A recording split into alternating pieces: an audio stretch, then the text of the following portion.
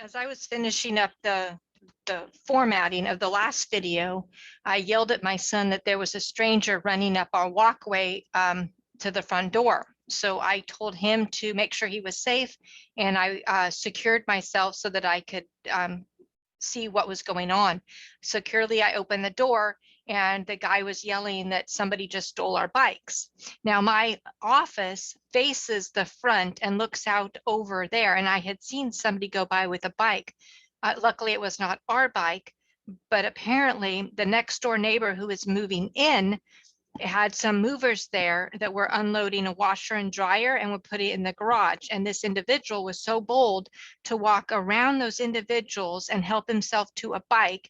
It was flat, so that's why he laid it down in my yard, apparently, which is why it caught my eye. And then it caught the Good Samaritan who was driving by in a truck, and he took a look at the guy, and in his eyes, he said, "That guy is stealing a bike." So he yanked around the truck, tried to confirm with us, took off after him. I got in my car. We chased down the street with the police on the phone. Of course, the police don't do anything. Got ahead of the neighbors who had just moved in to confirm whether or not it was their bike, and we're all off and running. We did not secure the bike, and we did not find the individual because it has two flat tires. We're thinking the bike will probably be dumped. So when it gets a little cooler, we're going to go out and check bushes once again. But with the three of us going all different directions, we were not able to identify the young man who was so bold as to do this. But I wanted to point out, this is exactly what I'm talking about. This is crazy making. This is absolutely inexcusable. King Newsom decided during cooties it was too dangerous to have the criminals locked up. So he let out, I don't have the number right now, but what was it, 40,000 onto the streets because it would be too dangerous to lock them up. Meanwhile, pastors got locked up. People who refused to wear masks got locked up. All those individuals could get locked up, but the actual criminals were set free. And thus crime rate continues to drive upwards. California is a sinking ship, but let's look on a broader perspective. So this is digital insecurity. It's a nice Saturday afternoon, sun is shining, and in broad daylight, a bike gets removed from a garage while people are having washers and dryers delivered. The article I have up here is a moratorium on evictions is set to lapse because of this administration has decided that that's the end of the road. So these individuals who have, now there's a lot of people who got unemployment, and based on the numbers, it looks like a very high amount. However, not everybody got unemployment. And when jobs were cut back or lost, many ended up with nothing. And it may not have just been one individual, it may have been a whole household shut down with nothing. So as many could not pay rent, that money accrued and accrued and accrued. And now that the moratorium is lapsing, that doesn't mean that now they need to start paying rent. This means that now all that back money is owed as well, or they can get evicted. Now, what this article, I don't know if it goes that deep, honestly, I'm not going to read it out loud, but the courts are so backlogged that even if a landowner files claim to get the sheriff to come out to change the locks, because you can't just kick somebody out in California, they have more rights than you do. That process is going to take a while to get to court. But the eviction moratorium is lapsing, and all those individuals are eventually going to find them out, because through the months, even if that money was saved and ready to pay, all the big landlords went ahead and reported to collections every month, or reported delinquency, or reported that the payments were on hold, and these individuals' credits has been tanked, which is credit scores, which is required in order to secure the next housing. What it says here is a nationwide moratorium on residential evictions is set to expire on Saturday. Good notice. After a last-minute effort by this administration to win an extension failed, putting hundreds of thousands of tenants at risk of losing shelter, while tens of billions in federal funding intended to pay back their rent sat untapped. You know who tapped it? Yep, they just scraped off the money they wanted and put it right in their pockets. Because I tell you, our elected officials worked really hard last year, and they skimmed off every penny they could. But you know, on the other side of this, homes aren't sitting there free just collecting rent. On the other side of this are mortgages. And if rents aren't paid, there will be no homes. As we saw an article last night that under this administration, the banks want to be your landlord. They are now taking back the mortgages and dealing with the tenants themselves because they see that as going to be a more lucrative way to move forward. So let's see what else we have pulled up here. So this is Nashville. Nationwide crime is up. GOP blames Democrats. This was June 11th, so about 6 weeks ago. The crime rate is going up by 50, 60, 100, 131% in one city. And we see nationwide. Violent crime is up 12% in Arlington. Major crime up in Colorado. Well, it's not going down with the environment we're in. When people don't have food, they become desperate. Here's San Francisco Police Department, and this was a year ago, but they had kind of softly moved into this one for a while. San Francisco Police Department officers will stop responding to non-criminal activities such as disputes between neighbors, reports about homeless people, and school discipline interventions as part of this police reform plan the mayor announced Thursday. But you know what they do go after? They do go after domestic violence. Not necessarily to help you and I by any means, but when they show up to a domestic violence case under the BO and JB administration, it was determined that if they show up, they have to arrest. If they arrest, they get somebody in the system. Once they're in the system, the games are played back and forth because a lot of the domestic violence situations have a child involved, and now you tie up family court as well. And you can type families into that for generations, but at least years.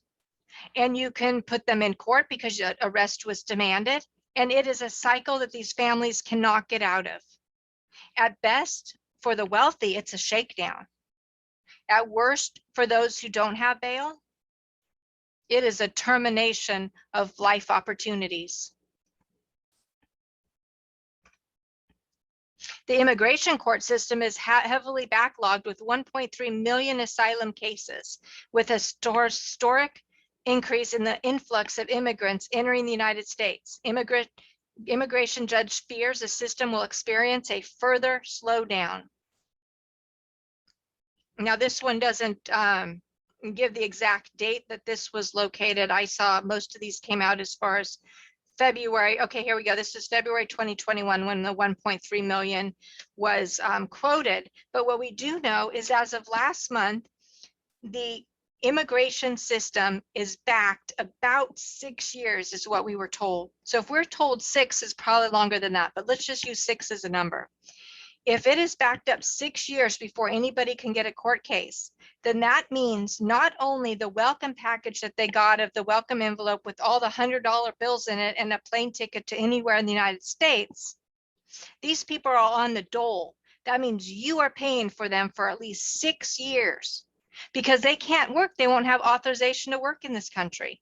So they will need to get unemployment benefits or EBB or food benefits or housing benefits or medical, you name the list of God-given rights that, by the way, unfortunately, as much as we'd love to have every human being have, they are not rights, are going to be taken from your pocket to these individuals because they snuck into our country.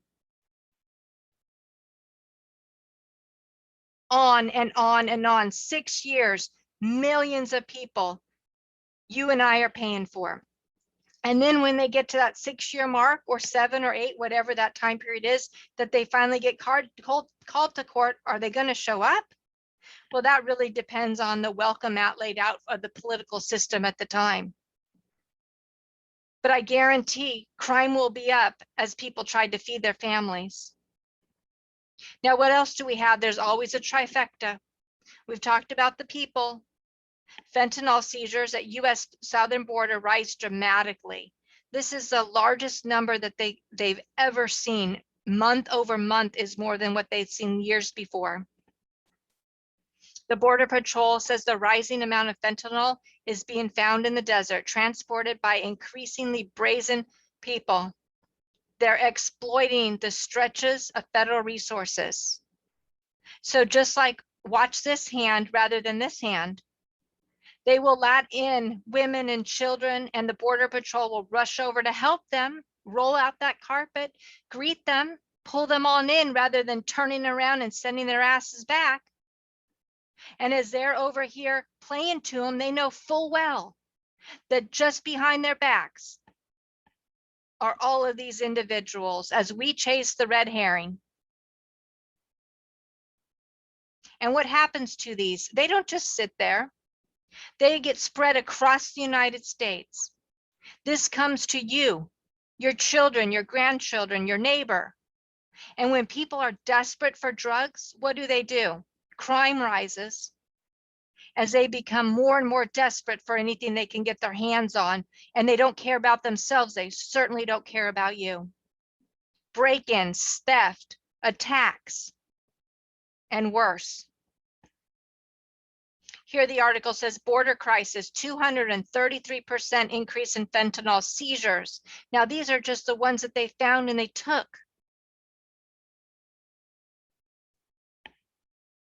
This is just not working.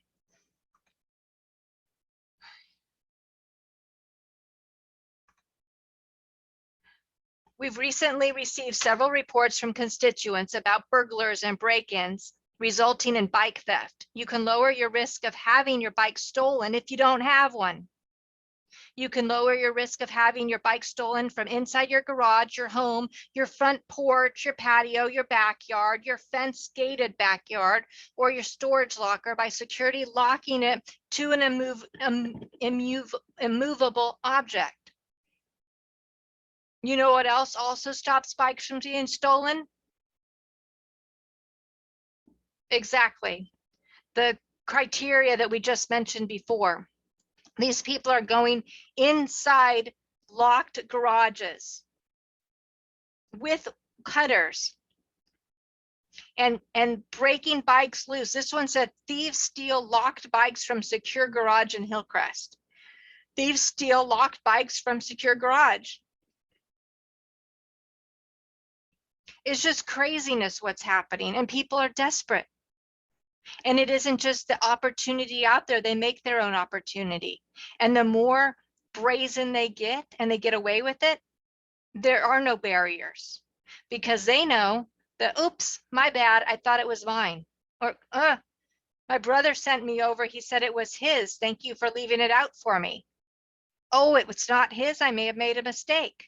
The lies, the social engineering are beyond where we need to be. And yet it doesn't matter, the police won't show up anyway. And as they secure more items, they're able to trade that for cash. That bike, might be $1,000 bike on the street, maybe get 15, 20 bucks for it. Doesn't matter what the devaluation is, you didn't pay for it anyways. And then that's enough to get the fentanyl. And the cycle continues. This is not working. And as we sit around thinking it's okay to put masks over our face and listen and the injections into our bloodstream, we are allowing the unconscionable to creep into our society. New York and San Francisco will not be the only Gotham cities. We will be the country of Gotham. We already know Silicon Valley is Sodom and Gomorrah. It's a crazy space that we're in right now, what is being allowed by our leaders as the sheep follow. This, my friends, is not working. This is digital insecurity. The last Saturday in July.